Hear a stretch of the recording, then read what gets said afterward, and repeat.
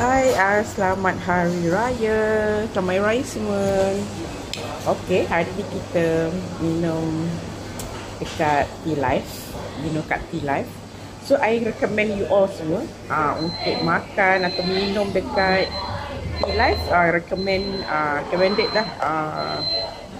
Ni popcorn original. Harga dia RM9.90. Okay, memang sedap. Kalau tambah cheese nak hampir RM12 lah. So Kak Zai recommend you all order popcorn original. Memang sedap. Penuhnya 1 cup. Okay, I yang favorite Kak Zai. Kalau pergi dekat Tea Life ialah vanilla cookies. Tengok bawah sikit. Vanilla cookies. Dia blend dengan cookies dengan air vanilla. Harga dia RM12.90.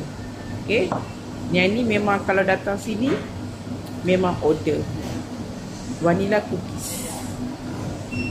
Okay, yang macam nak bagi tekak kita macam fresh, lepas tu nak kurangkan kita punya rasa krim dekat tekak tu, kita memang suggest ni air jasmine green tea.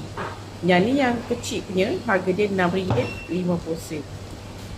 Okay, RM6.50. You all boleh je download apps Tea Life. Kat situ ada rewards, ada nak redeem voucher, boleh delivery, boleh pick up. So you all boleh download je apps Tea Life. Okay, kat situ you all boleh nak buat apa-apa lah. Maksudnya nak buat pilihan makanan, minuman, okay, untuk penghantaran, pick up semua. So Kak Zai sarankan you all semua pilih pilihan yang ni memang sedap. So you all boleh dapatkan di Tea Life.